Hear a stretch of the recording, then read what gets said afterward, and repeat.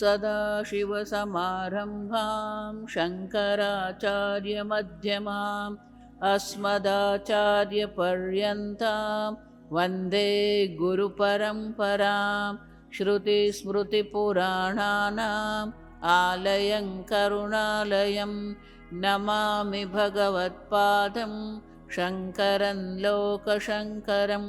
शङ्करं शङ्कराचार्यं केशवं बादरायणं सूत्रभाष्यकृतौ वन्दे भगवन्तौ पुनः पुनः। ईश्वरो गुरुरात्मेति मूर्तिभेदविभागिने व्योमवद्व्याप्तदेहाय दक्षिणामूर्तये नमः। ॐ असतो मा सद्गमय तमसो मा ज्योतिर्गमय मृत्योर्मा अमृतङ्गमय। ॐ शान्ति शान्ति शान्तिः। ॐ सहना भवतु सहनौ भुनक्तु सह वीर्यङ्करवावहै तेजस्विनावधीतमस्तु मा विद्विषावहै। ॐ शान्ति शान्ति शान्तिः। ॐ नमो भगवते वैवस्वताय मृत्यवे ब्रह्मविद्याचार्याय नचिकेतसे च। ॐ नमो भगवते वैवस्वताय मृत्यवे ब्रह्मविद्याचार्याय नचिकेतसे च। ॐ नमो भगवते वैवस्वताय मृत्यवे ब्रह्मविद्याचार्याय नचिकेतसे च। भाष्य में बहुत लंबे लंबे वाक्य होते हैं, ये भी एक बहुत ही दीर्घ वाक्य है। पृष्ठ नंबर 2 अंतिम कड़ी। ये मुमुक्षवः द्रष्ट अनुश्रविक विषय वितृष्णाः सन्तः उपनिषद शब्दवाच्यां वक्ष्यमाणलक्षणां विद्याम् उपसद्य उपगम्य तन्निष्ठतया निश्चयेन शीलयन्ति तेषाम् अविद्यादेहे संसारबीजस्य विशरणाद् हिंसनाद् विनाशनादित्येन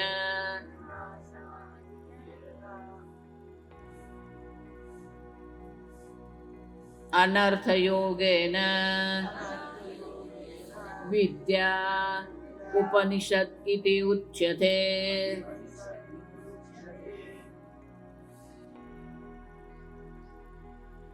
शास्त्र में किसी भी ग्रंथ अनुबंध चतुष्टय देखा जाता है। अनुबंध चतुष्टय माने अधिकारी कौन है, विषय क्या है, प्रयोजन क्या है और संबंध क्या है। अधिकारी, विषय, प्रयोजन और संबंध। विषय और अधिकारी का क्या संबंध है, विषय और प्रयोजन का क्या संबंध। दो संबंध, विषय और अधिकारी और विषय और प्रयोजन। यहाँ शंकराचार्य जी हमें दर्शाते हैं अधिकारी कौन है, ये मुमुक्षवः वितृष्णाः सन्त। जो मुमुक्षु है, जो वैराग्यवान है, वो अधिकारी। उपनिषद शब्द स्वयं हमें विषय दर्शाता है, ये ब्रह्म विद्या है। विषय क्या है? ब्रह्म विद्या। प्रयोजन क्या है? शंकराचार्य कहते हैं संसार बीज विनाशनात् विशरणात्। संसार का जो बीज है जिसे अविद्या कहते हैं, अविद्या का नाश करना, ये प्रयोजन। संबंध क्या है? जो अधिकारी है उसे ब्रह्म ज्ञान होता है और ब्रह्म ज्ञान से ही संसार बीज का नाश होता है। ये संबंध है दो। अधिकारी को ही ब्रह्म ज्ञान होता है और ब्रह्म ज्ञान से संसार बीज का नाश होता है। ये संबंध है।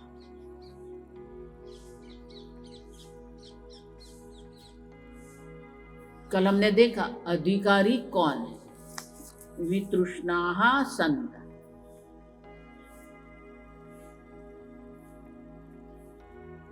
एक बार वैराग्य हो गए, मोक्ष की इच्छा हो गई, तो क्या करना है?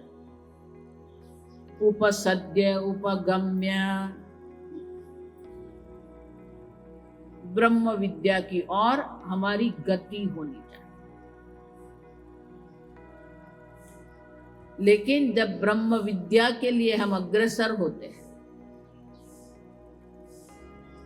हमारे अंदर एक और सद्गुण की आवश्यकता है। शंकराचार्य कहते हैं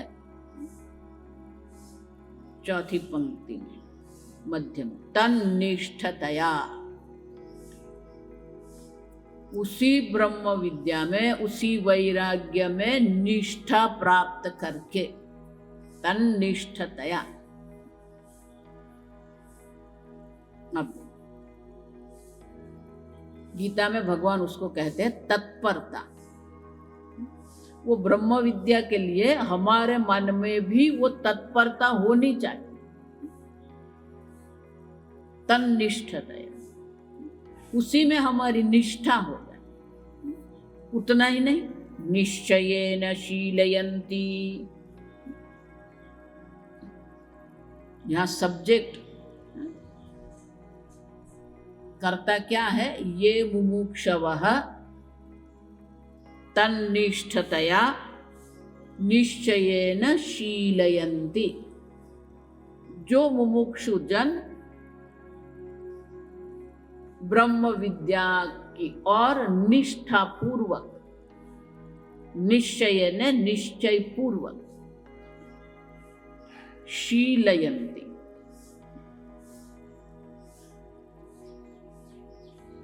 कई लोगों को ऐसा होता है कि स्वामी जी अनुवाद पढ़ लेंगे।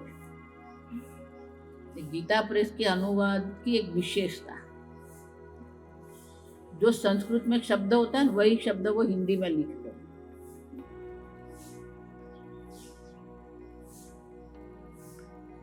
शीलयन्ते, परिशीलन करते हैं। हम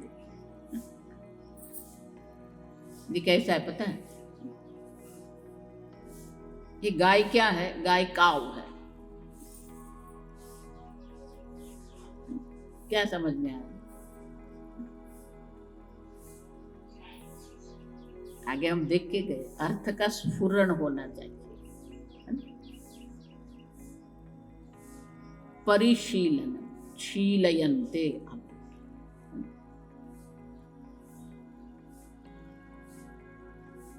शील जानते हैं हम, शील मानी चरित्र, कहते हैं ना, शील मानी चरित्र शब्द।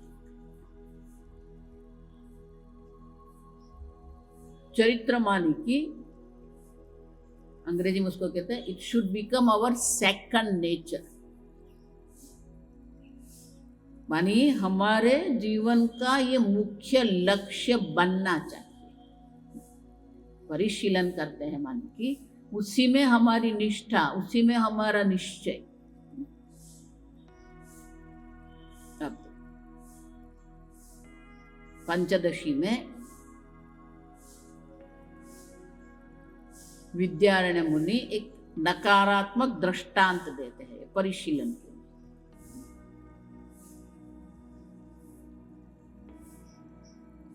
वो कहते हैं कि एक गृहिणी है, संपूर्ण गृह कार्य में समर्पित है, अपना दायित्व ठीक से निभा रही है। प्रातःकाल उठना, लेकिन किसी कारण से उनका मन पर पुरुष में आसक्त हो गया, तो क्या होगा? वो उठेगी, कार्य करेगी, लेकिन उसका मन कहाँ रहेगा? जो भी करेगी, लेकिन उसका मन जो है वो पर पुरुष का ही चिंतन करता रहे। रसोई बनाएगी, बालक को स्नान कराएगी, बस बालक को भोजन कराएगी, पति के साथ बैठेगी, भोजन करेगी, लेकिन मन कहाँ रहेगा?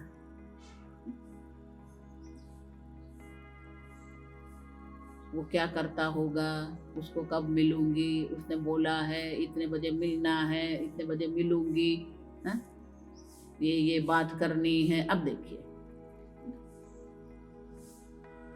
बाह्य दृष्टि से वो घर में है, बाह्य दृष्टि से सब दायित्व निभा रही है, लेकिन मन कहाँ है? पर पुरुष में। उसी प्रकार भले ये जगत में हम कर्म कर रहे हैं, व्यवहार कर रहे हैं, हमारा मन शीलयन्ते, अब सतत उसी का चिंतन हमें करना है। जागते, सोते, उठते, बैठते,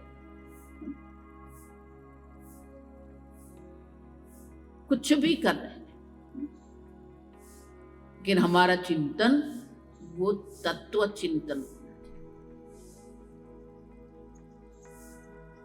आप समझ, आपको लगेगा एक कैसे संभव है?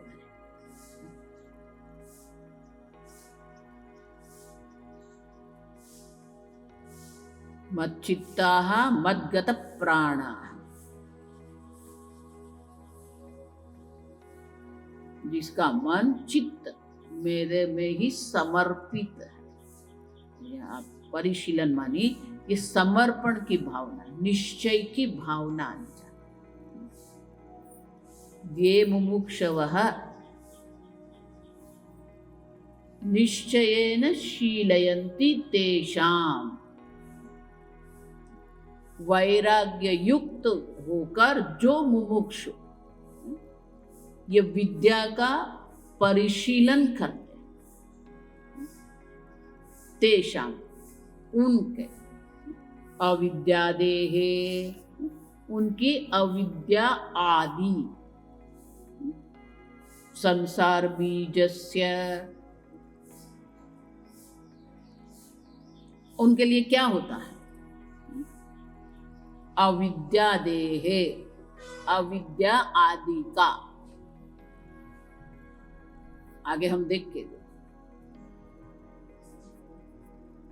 ये विशेष प्रकार की अविद्या है।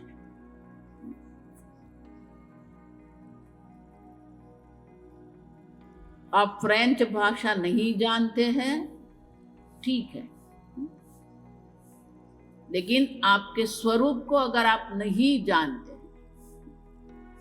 तो वो अविद्या देवी शांति से बैठने वाली नहीं है। अब रज्जु को जानते ही नहीं है, पूर्ण अंधकार है तो कोई समस्या नहीं। पूर्ण प्रकाश है, रज्जु आप देख रहे हैं तो भी कोई समस्या नहीं। लेकिन जब मंद अंधकार होता है, इदम अंश का ज्ञान होता है, यहाँ कुछ है। आप इदम अंश का ज्ञान होता है, लेकिन क्या है ऐसा विशेष ज्ञान के लिए प्रश्न पूछते हैं। तो आप देखिए लिंग भी बदल जाता है, आप समझिए। अयम सर्पः के स्थान पर इयम रज्जुः, लिंग बदल गया। आप देखिए अयम सर्पः, सर्प पुल्लिंग है, रज्जु क्या है, स्त्रीलिंग। इयम रज्जुः, सर्प चेतन है, रज्जु जड़ है।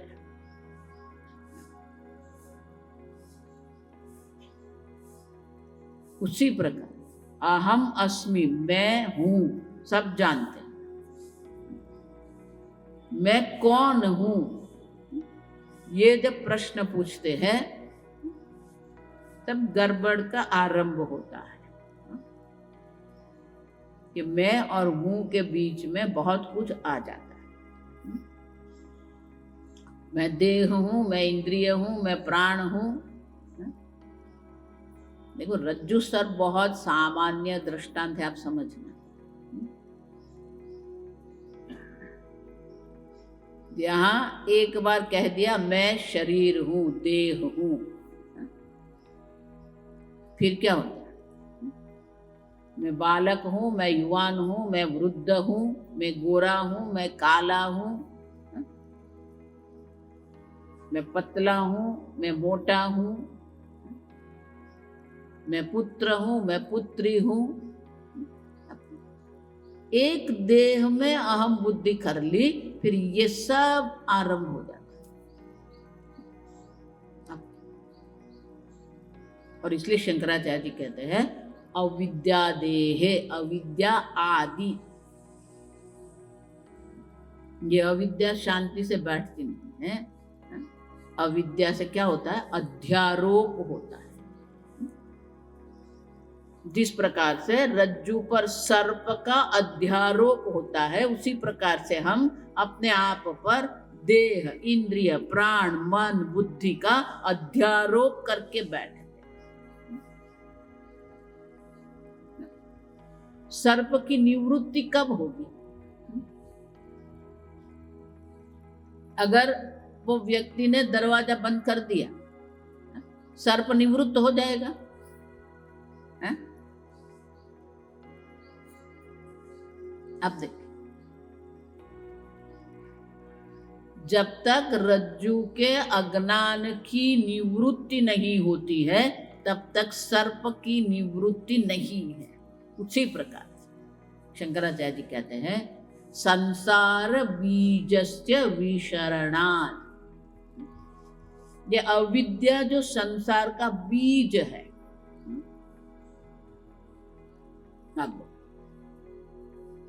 वो बीज का जब तक नाश नहीं, तब तक ये संसार का नाश संभव नहीं।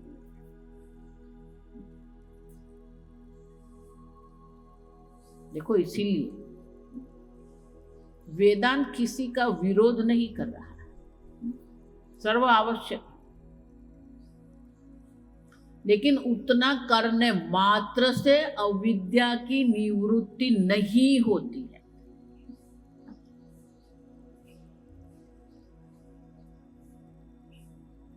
वाकस्य वह्निवत् ज्ञानम विना मोक्षन सिद्ध्य।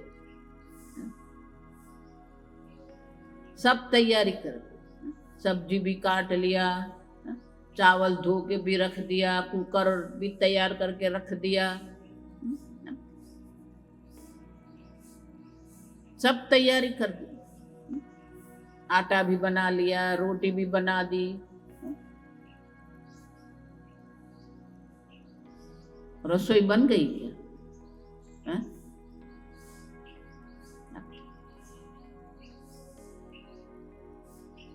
किसकी आवश्यकता? अग्नि की आवश्यकता।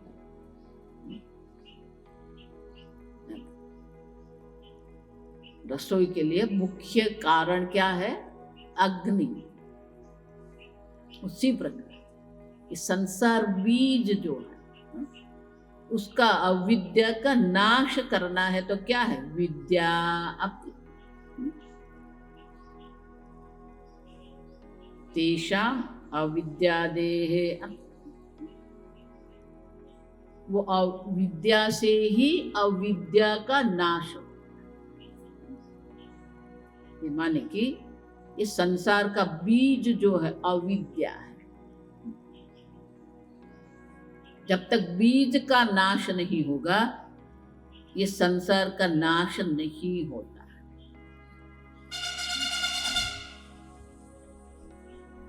इसका अर्थ क्या हुआ? पहले हमें ये अविद्या का ज्ञान होना चाहिए कि हमारी समस्या किसके कारण है? ये अविद्या के कारण। और जब तक अविद्या देवी बैठी है आप कुछ भी करो,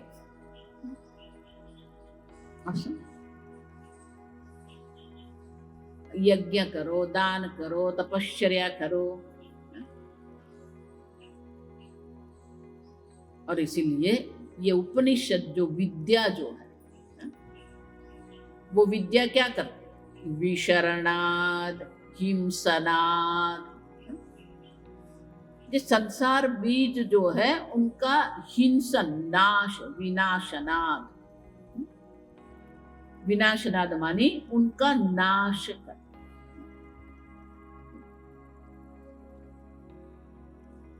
विनाशनाद इति अनेन अर्थयोगेन।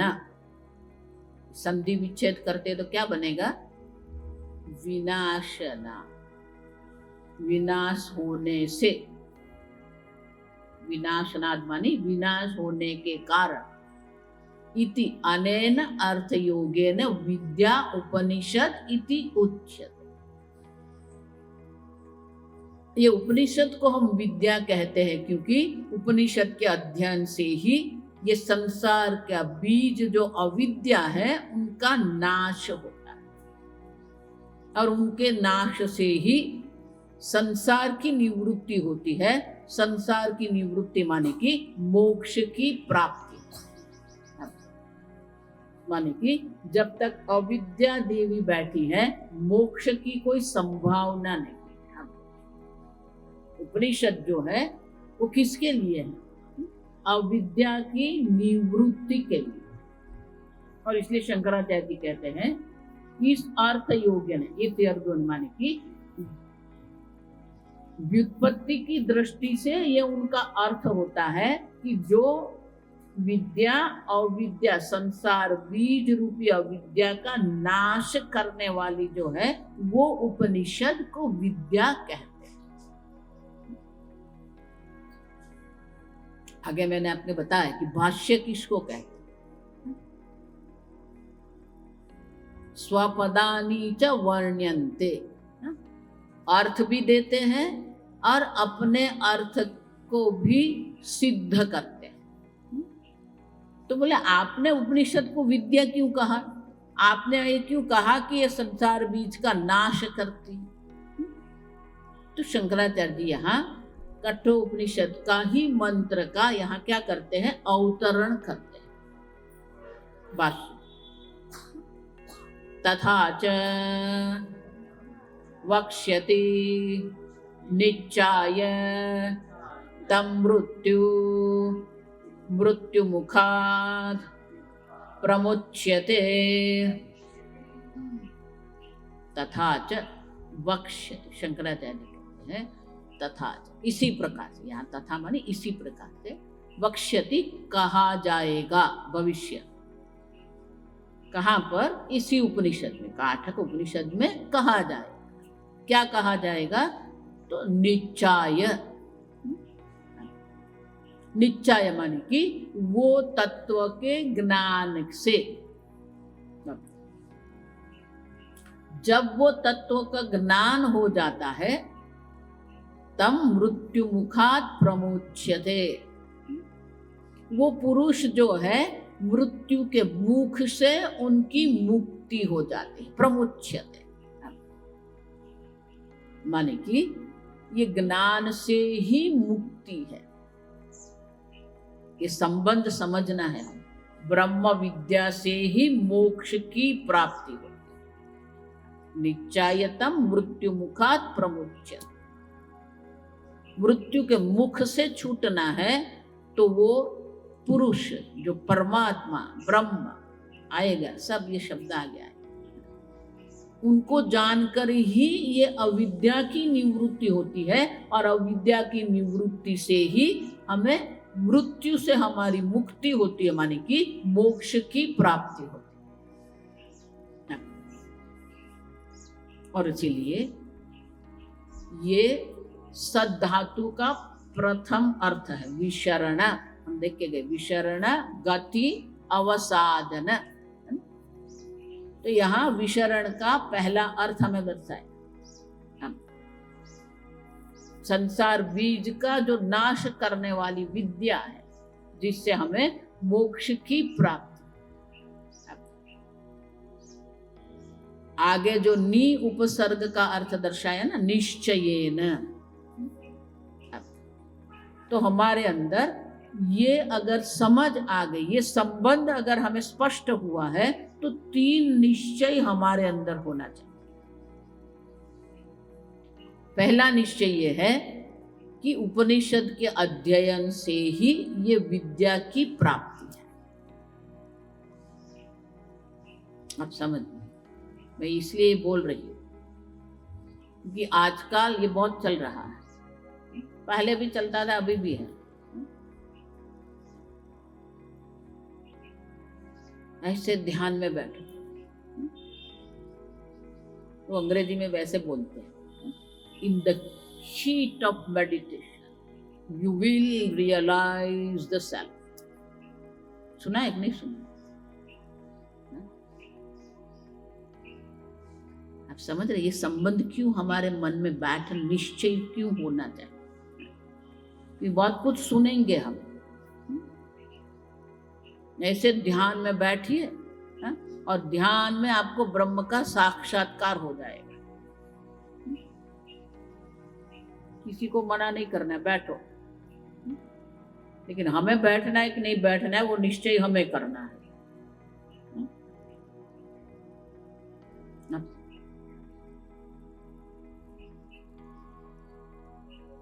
बहुत सारे ऐसे संप्रदाय भी चल रहे हैं। आप हमारे संप्रदाय में जुड़ जाइए, अब गुरु पर छोड़ दीजिए, गुरु आपको मोक्ष दे देंगे। पूज्य स्वामी जी ऐसे बोलते, ये क्या केला है कि यहां से उठाकर आपको दे दिया? मोक्ष देंगे गुरु जी।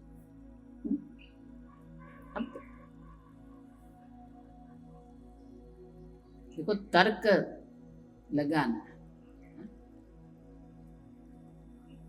अगर विद्या से मोक्ष की प्राप्ति है, आप देखिए, तो एक तर्क याद रखिए,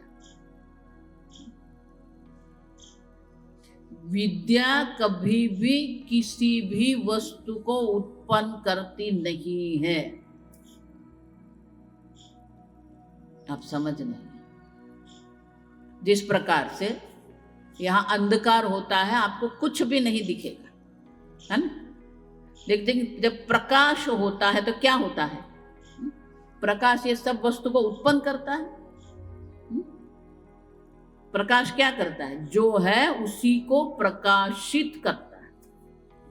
उसी प्रकार से विद्या किसी वस्तु की उत्पत्ति नहीं करती है, जो है, जो जैसा है वैसे ही उसको प्रकाशित करती, प्रकट करती है। अगर विद्या से मोक्ष है तो इसका अर्थ क्या हुआ?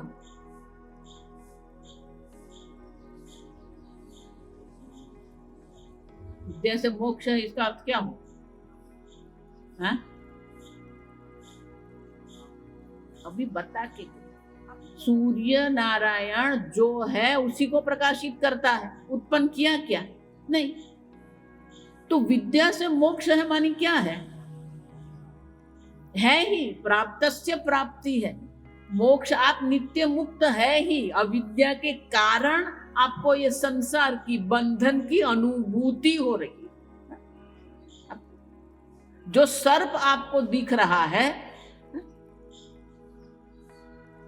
तो रज्जू के ज्ञान से रज्जू उत्पन्न हुआ कि रज्जू वहां पर है, रस्सी वहां पर है, आप देखिए। आप सब दो बात है, एक तो विद्या किसी की उत्पत्ति करती नहीं है, जो है उसी को प्रकाशित करती है। रज्जू के ज्ञान से रज्जू, रस्सी के ज्ञान से रस्सी जैसी है वैसी ही प्रकाशित होगी। ये रस्सी है, आप देखिए। और रस्सी के ज्ञान से ही, आप समझना ठीक से, गड़बड़ मत करो। क्या सर्प का नाश हुआ?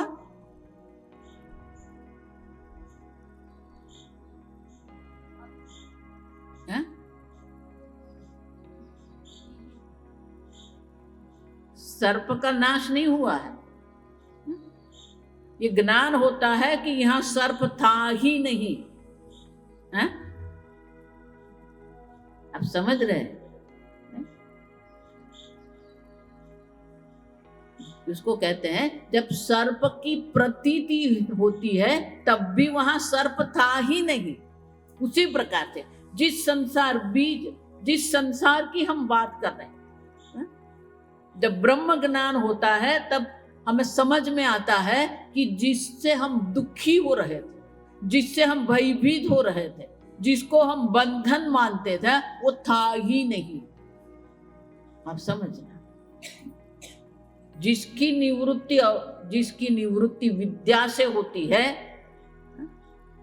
अनुभव काल में भी वो होता नहीं है। समझ गए? और इसीलिए ये शंकराचार्य जी दर्शाते हैं कि अविद्या से संसार और संसार बीज की निवृत्ति है। माने क्या है? जब आप उसका अनुभव कर रहे हो तब भी ये संसार नहीं है। आप समझना, जो है वो आप एक अद्वितीय चैतन्य स्वरूप आत्मा। आगे हम कल देखें। ओम शन्नो मित्र शं वरुणः शन्नो भवत्वर्यमा शन्न इन्द्रो बृहस्पतिः शन्नो विष्णुरुक्रमः नमो ब्रह्मणे नमस्ते वायो त्वमेव प्रत्यक्षं ब्रह्मासि त्वामेव प्रत्यक्षं ब्रह्मवादिशं ऋतमवादिशं सत्यमवादिशं तन्मामावीत् तद्वक्तारमावीत् आवीन्माम् आवीद्वक्तारम्। ॐ शान्ति शान्ति शान्तिः। ॐ पूर्णमदः पूर्णमिदं पूर्णात् पूर्णमुदच्यते पूर्णस्य पूर्णमादाय पूर्णमेवावशिष्यते। ॐ शान्ति शान्ति शान्तिः। हरिः ॐ श्री गुरुभ्यो नमः। हरिः ॐ।